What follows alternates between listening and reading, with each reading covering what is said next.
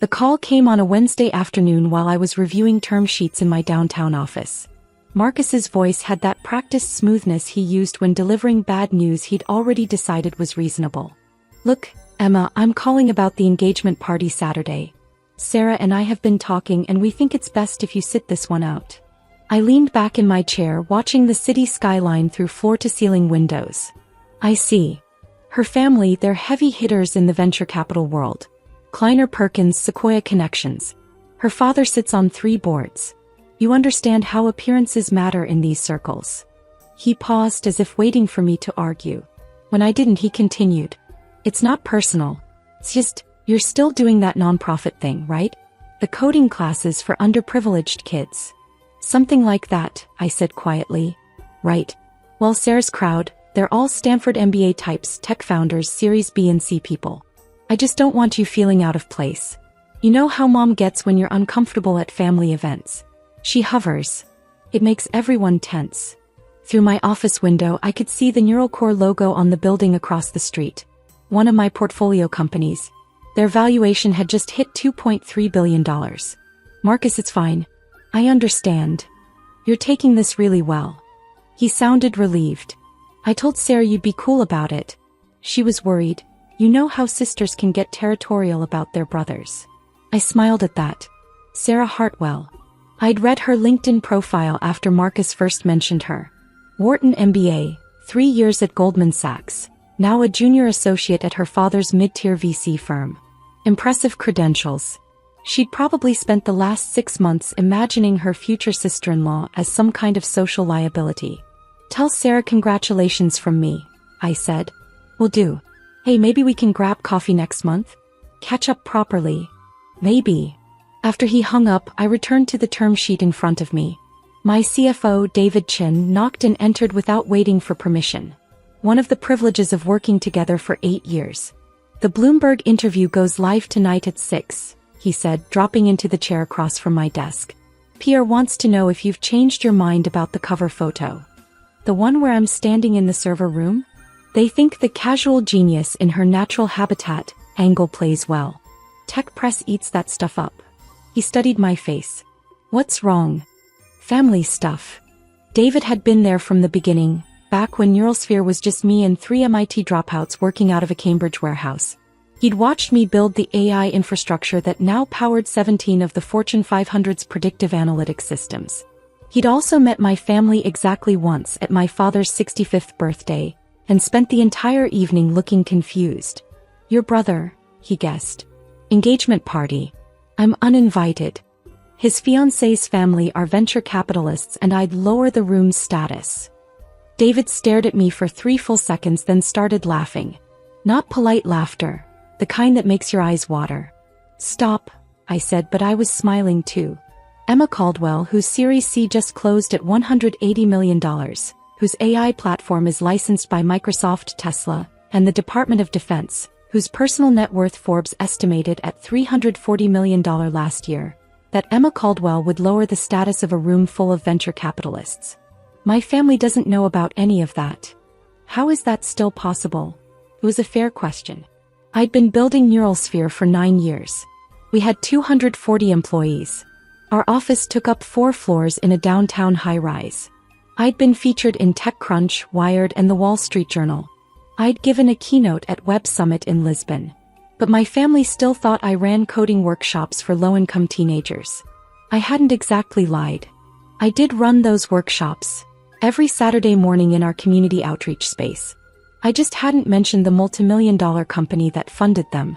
"They never asked the right questions," I said finally. "And I never volunteered information." The decision to keep Neuralsphere separate from my family had been deliberate. Growing up, success in the Caldwell household meant one thing. Marcus. Marcus the high school valedictorian. Marcus the Princeton graduate. Marcus the corporate lawyer at a white shoe firm pulling in $400,000 a year. When Marcus bought a BMW, Dad called everyone he knew. When Marcus made junior partner, Mom threw a dinner party for 40 people. When I dropped out of MIT 3 months before graduation to launch a startup, Dad stopped returning my calls for 6 months. "You're throwing away a guaranteed future for a fantasy," he'd said the last time we spoke about it. 90% of startups fail, Emma. You're not special enough to beat those odds. So I'd stopped talking about neural sphere. I showed up to family dinners in jeans and an old hoodie. I drove my paid-off Honda Civic. When they asked about work, I talked about the coding classes, which were real, and let them assume that was my entire life.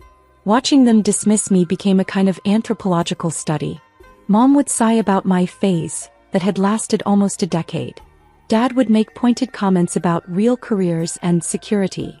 Marcus would offer to connect me with contacts who might have entry-level positions in tech support. I took notes. I remembered every dismissive comment, every pitying look, every time they changed the subject when someone asked what I did for work.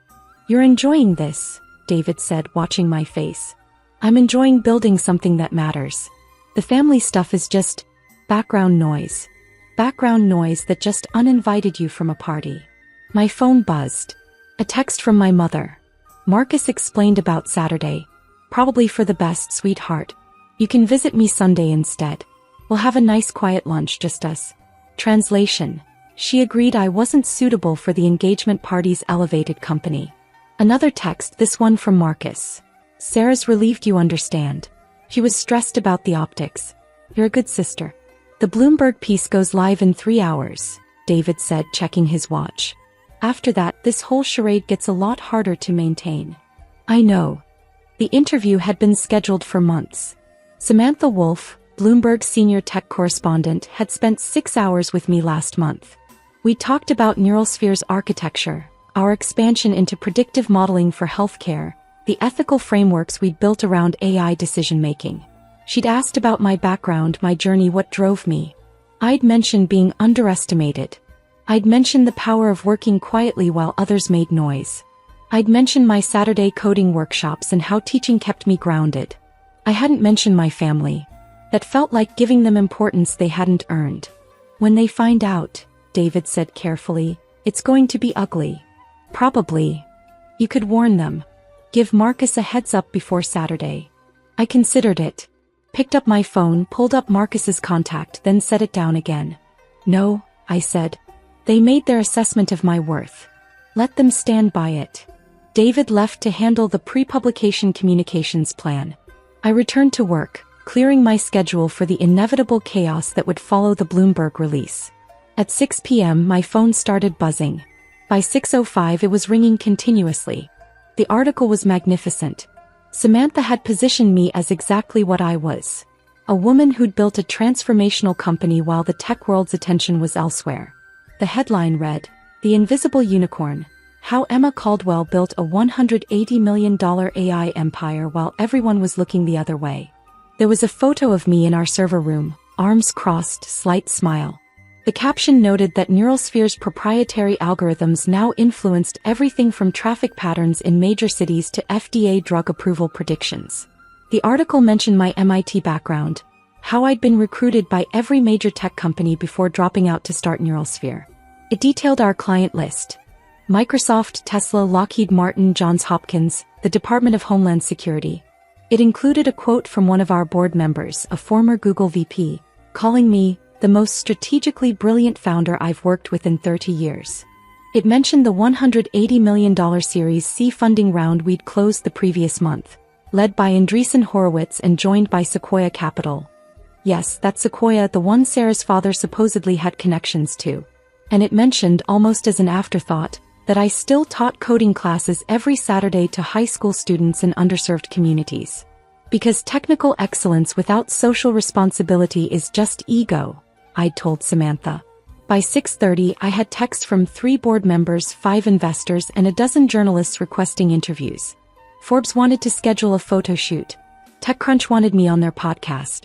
An executive recruiter informed me that 3 Fortune 100 CEOs had reached out asking if I'd consider board positions. Nothing from my family. I drove home to my brownstone in Cambridge, purchased for $2.3 million 3 years ago, renovated carefully, filled with books and art and the kind of comfortable furniture you buy when you know you'll never need to move. My neighbors thought I was a remote consultant for some vague tech company. They were friendly but incurious, which suited me perfectly. Thursday morning I taught my regular coding class. 16 students, ages 14 to 18, learning Python and basic machine learning concepts. This was the part of my week I protected fiercely, the thing that kept me connected to why I'd started NeuralSphere in the first place. Technology should be accessible. Success should lift others. Power should be used to open doors, not close them. The kids knew I worked in tech. A few had seen the Bloomberg article. One of their teachers had sent it around as an inspirational example. "Ms. Caldwell," Janaya asked during break, "is that really you? The article said your company is worth hundreds of millions of dollars." "The company's worth that much," I clarified. "I just built it." "But you're actually rich?" "I'm comfortable," I said carefully. "And I still show up here every Saturday because this matters more than any amount of money." Marcus called that afternoon. I let it go to voicemail. Hey, listen. Someone at Sarah's firm sent around this Bloomberg article and there's a woman in it named Emma Caldwell. Same name as you, right? Weird coincidence. Anyway, call me back. I deleted the voicemail without responding. Friday my mother called. I answered because she rarely called during work hours. "Emma, the strangest thing. Your father's golf partner mentioned seeing an article about an Emma Caldwell who runs some big tech company. We told him it must be a different person, but he seemed quite sure. He even showed us a photo on his phone and Bill swears it looked just like you." "Mom, I'm in a meeting." "Of course, dear. We just thought it was funny. Imagine if it actually was you." She laughed at the absurdity. I hung up without commenting. Saturday morning arrived with clear skies and temperatures in the mid-60s. Perfect engagement party weather. I taught my coding class, went for a run along the Charles River, and spent the afternoon reading acquisition proposals from two companies interested in purchasing minority stakes in NeuralSphere. At 6 p.m., Marcus's engagement party began at the Four Seasons overlooking Boston Harbor. I wasn't there, of course. I was at home, making pasta and watching the early returns on NeuralSphere's newest contract, a $43 million deal with the European Union for climate prediction modeling. My phone started ringing at 7:30. "Marcus, Emma, where are you?" I let it go to voicemail. Text from Marcus. "People here are asking about you. Sarah's father knows about NeuralSphere. He wants to meet you. This is insane." Text from Mom. "Emma Jean Caldwell, Marcus says there are investors at this party who want to talk to you about your company." "What company? Call me immediately." Text from Dad. "I'm hearing things that don't make sense. Call your mother." I poured a glass of wine and reviewed the latest performance metrics from our healthcare division. Revenue was up 34% quarter-over-quarter. Our predictive model for ICU patient deterioration had just been adopted by 6 additional hospital systems. The texts escalated. "Marcus, Sarah's father is asking why you're not here. He says Sequoia was part of your Series C. Sequoia, Emma. He's on their advisory board. He wants to know why his future sister-in-law didn't tell him she's running a major AI company." "Mom, Paul Hartwell just told me you're worth $300 million. This is absurd. Please call and clear this up." "Marcus, everyone here has read the Bloomberg article. Sarah is mortified. Her father keeps asking why we didn't tell him about you. I didn't know about you. What the hell, Em?" I finished my pasta, cleaned the kitchen, opened my laptop to do some weekend work. At 8:45 my doorbell rang.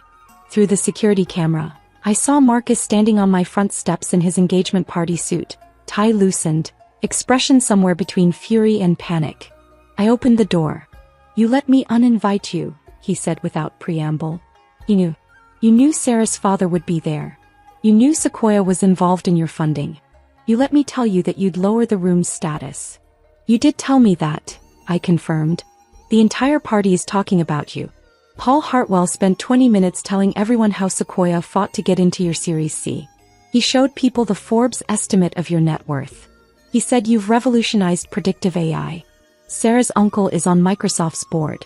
He says your platform is mission critical for their enterprise division." I leaned against the doorframe. And you let me exclude you from my engagement party because I thought you were too unsuccessful to be there." "I didn't let you do anything, Marcus. You made that decision based on your assessment of my value.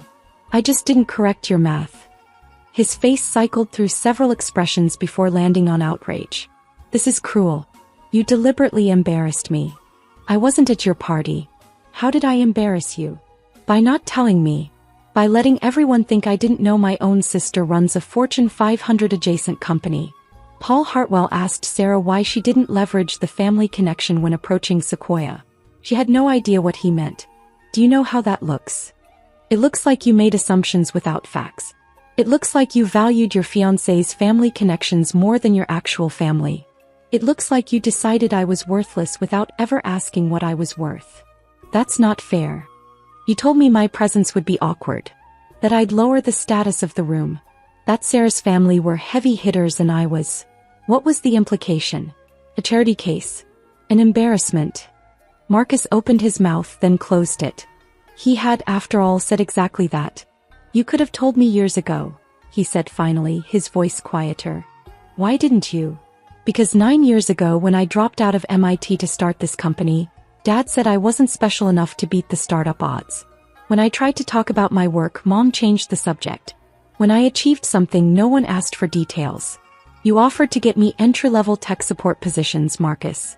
For 8 years, you've been offering me entry-level positions while I was building a company that now employs 240 people. We didn't know. You didn't ask. There's a difference. I straightened. I teach coding to teenagers every Saturday morning. You all knew that. Did any of you ever ask where I taught? Who funded it? How a non-profit could afford a 4,000 square foot space in Cambridge? Did you ask why Bloomberg wanted to interview me? Why Forbes kept calling? He said nothing. You saw what you wanted to see. I wasn't hiding. I was watching. I was taking notes on every dismissive comment, every pitying look, every time you assumed I was failing because I wasn't performing success the way you expected. That's... He struggled for words. That's calculated. Yes, it was. I smiled slightly. You taught me something valuable, Marcus. You taught me that people reveal their true values when they think there's no consequence for it. You showed me exactly how you measure worth. You made it very clear where I ranked in your hierarchy. Jesus, Emma. He dragged a hand through his hair. Mom's having a breakdown. Dad's on the phone with his golf partner trying to get details. Sarah's father wants to have dinner with you next week. He's talking about investment opportunities. Sarah's been crying in the bathroom for 30 minutes. Her uncle keeps asking how we could not know. This is a disaster. For you, I observed. Not for me. What do you want? An apology? Fine. I'm sorry. I'm sorry I didn't know. I'm sorry I didn't ask. I'm sorry I uninvited you. Is that enough? I considered the question seriously. Thought about 9 years of dismissed accomplishments. Thought about Dad telling me I wasn't special enough.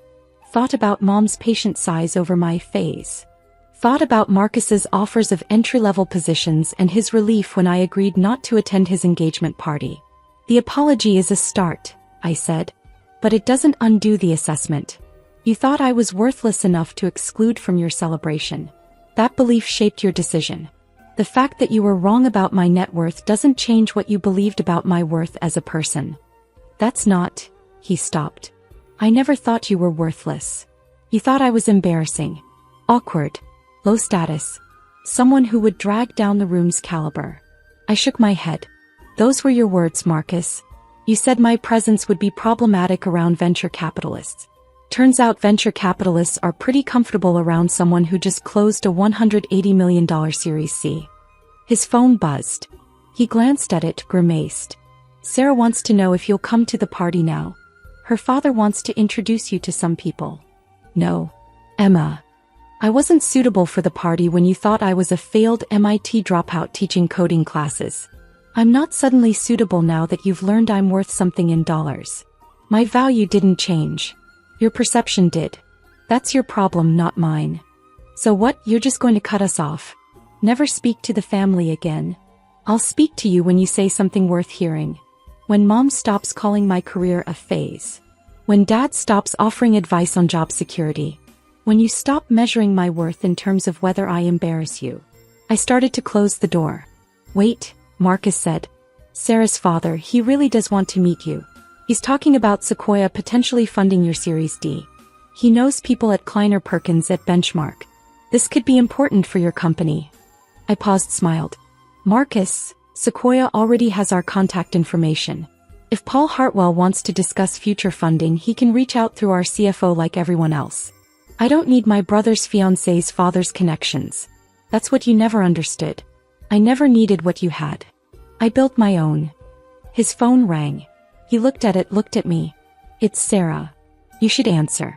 It's your engagement party after all. Emma. Congratulations on your engagement, Marcus. I hope you and Sarah are very happy together. I really do. I closed the door gently but firmly. Through the security camera, I watched him stand on my steps for another minute before finally answering his phone and walking back to his car. Inside, my phone was buzzing with messages. Mom wanted to talk. Dad wanted explanations.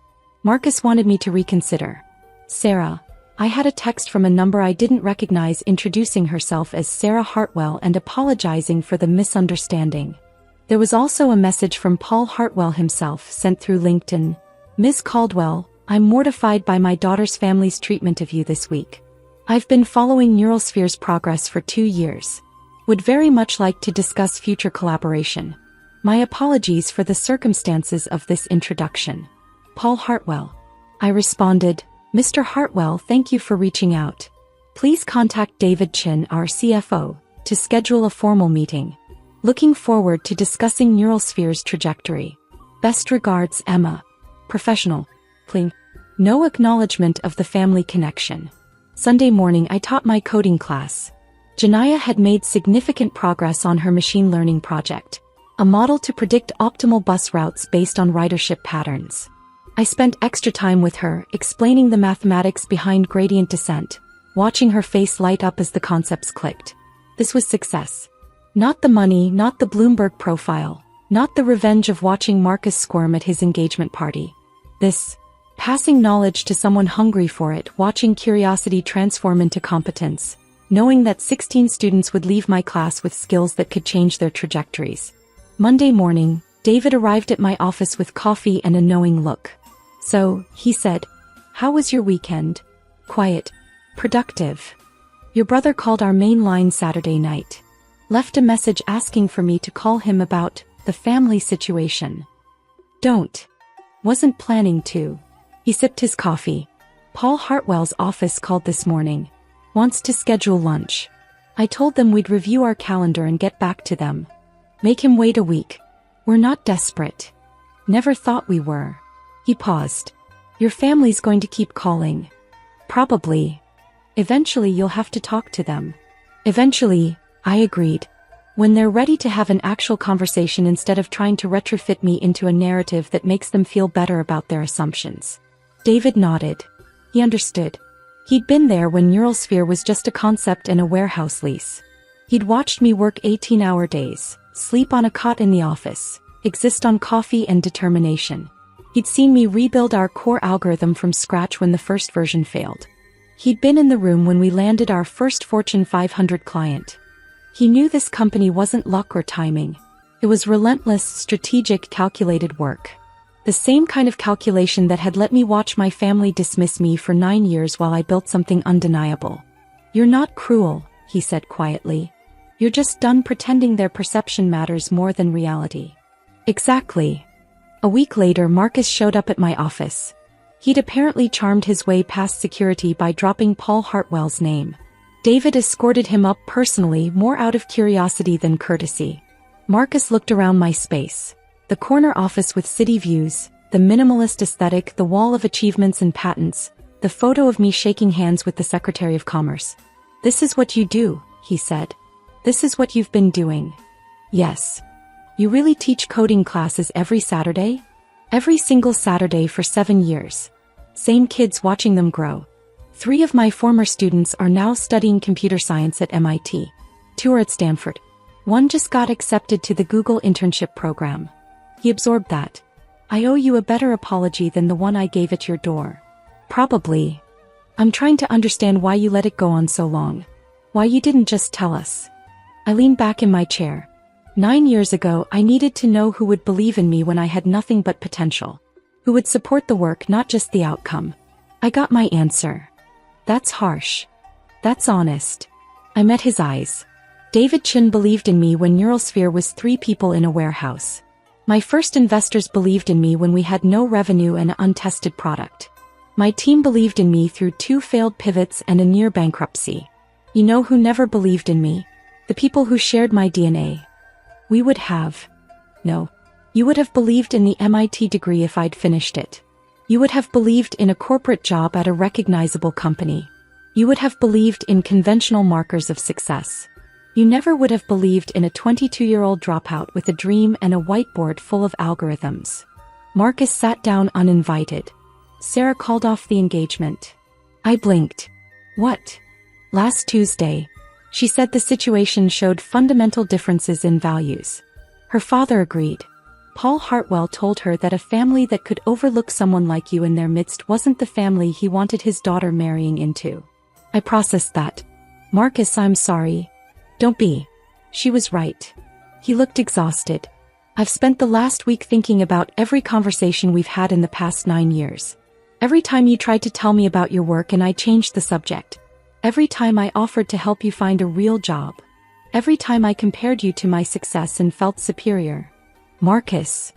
I'm not here for forgiveness. I'm here because I need to understand something. He leaned forward. Did you enjoy it? Watching me make a fool of myself. I considered lying. Decided he'd earned honesty. Parts of it, yes. Saturday night when you showed up at my door furious because your assessment of me was wrong. That was satisfying. Watching you realize that every pitying comment, every dismissive assumption, was about your limitations, not mine. Yes, I enjoyed that. He flinched but nodded. Fair enough. But Marcus, I didn't build NeuralSphere to spite you. I built it because I saw a problem I could solve. I kept it secret because I needed to work without the weight of family expectations and assumptions. The fact that it also revealed who you really are, that was a side benefit. Who am I? Someone who measures worth in conventional metrics. Someone who values appearance over substance. Someone who can love his sister but not respect her. I softened slightly. You're not a bad person, Marcus. You're just limited by your own definitions of success.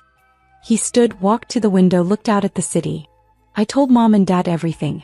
Showed them the Bloomberg article, the Forbes estimate, explained what you've built. Dad cried. I've never seen him cry. What did he say? That he failed you. That he should have asked more questions, shown more interest, believed in you when it mattered.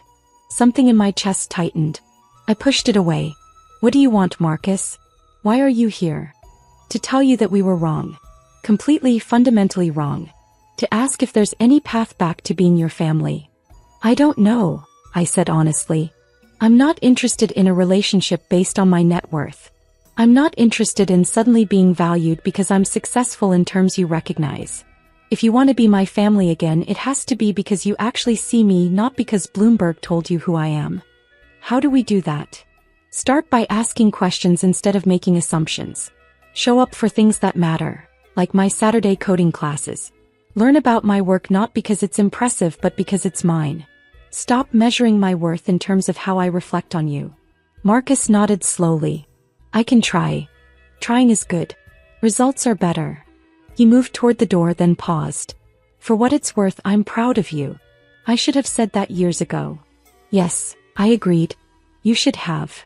After he left, David appeared in the doorway. That was surprisingly mature, he observed. He got dumped and publicly humiliated. Tends to inspire reflection. Are you going to let them back in? I thought about it. Thought about Saturday mornings with my students, about building something meaningful, about the people who'd believed in me when belief was all I needed. Maybe, I said. On my terms. If they earn it. Good boundaries. I learned from the best. I smiled at him. We've got the EU presentation next week. Ready. Always. We returned to work, to the actual substance of success. Solving problems, building systems, creating value. The family drama was background noise again, as it should be. 3 months later, my parents attended one of my Saturday coding classes. They sat in the back, watching quietly as I helped Janaya debug her neural network implementation. Afterward, Dad shook hands with every student, asked about their projects, listened to their dreams. You're good at this, he said to me as we walked to the parking lot. I know. He stopped walking. I need to say something I should have said 9 years ago. I was wrong. I was wrong about you dropping out, wrong about your potential, wrong about what matters. You didn't just beat the startup odds. You revolutionized an entire sector. And more importantly, you used your success to lift others. That's who you are. I missed it because I was looking for something else. What were you looking for? A version of success I understood. The version I achieved. I wanted you to be safe, secure, conventional. I didn't trust you to create your own definition. He met my eyes. I'm sorry. You deserved a father who believed in you without proof. It wasn't enough to undo 9 years. But it was a start. Come next Saturday, I said. Janaya's presenting her final project. She's brilliant, and she needs people to see her brilliance. I'll be there. He was. And the Saturday after that. And the one after that. Marcus attended too, bringing coffee for everyone and asking smart questions about machine learning applications. He was genuinely trying to understand the work rather than the outcome. Mom took longer. She struggled with reframing her understanding of who I was. But she showed up eventually, baking cookies for the students, learning their names, watching with wonder as they coded solutions to problems she couldn't understand. 6 months after the engagement party, Paul Hartwell and I finalized a strategic partnership between Neuralsphere and a consortium of firms including Sequoia. Not because of family connections but because our technology aligned with their portfolio needs. Sarah sent me a LinkedIn message. I hope you know my father didn't end things because of your net worth. He ended things because he saw how my family treated you when they thought you were unsuccessful. He taught me that character shows most clearly in how we treat people we think can't help us. I'm sorry for my part in that situation. I hope your family has learned what he tried to teach me. I responded, thank you for the apology. I hope you find someone whose family deserves you. She deserved that. Whatever her flaws, she'd been willing to learn. A year after Bloomberg published the profile, Forbes invited me to speak at their Under 30 Summit. They wanted me to talk about building success while being systematically underestimated. I stood on that stage and told the truth. My family thought I was a failure for almost a decade. They measured my worth by their standards and found me wanting. And that was the greatest gift they could have given me. Because it forced me to define success for myself. Not in terms of their approval or recognition, but in terms of impact and purpose. I paused, looked out at hundreds of young founders and entrepreneurs. You will be underestimated. People will mistake your quiet work for lack of ambition. They'll confuse your unconventional path with failure. Let them. Build anyway. Create value, solve problems, lift others. Success isn't about proving people wrong. It's about building something so undeniable that their opinions become irrelevant. The audience stood. Not because I was worth $340 million, but because I'd said something true. Afterward, my family waited backstage. Dad hugged me fiercely. Mom cried. Marcus said, I'm learning. Still learning, but I'm trying. I know, I said. I see you trying. That counts. We went to dinner at a small Italian place where nobody cared about net worth or Bloomberg profiles. We talked about Janaya's acceptance to MIT, about Marcus's new job at a nonprofit law clinic, about Mom's volunteer work with literacy programs. We talked about the work, not the outcome. The purpose, not the profit. It wasn't perfect. Some wounds take longer to heal than others. But it was honest, and that mattered more than any amount of money or recognition. Late that night, back in my brownstone, I sat at my desk and looked at the framed photo on my wall. Me and my first 16 coding students 7 years ago, all of us grinning like we'd discovered something precious. That photo wasn't worth $180 million. But it was worth infinitely more than my family's belated approval. I'd built something meaningful while they weren't looking. And in the end, that was its own perfect revenge.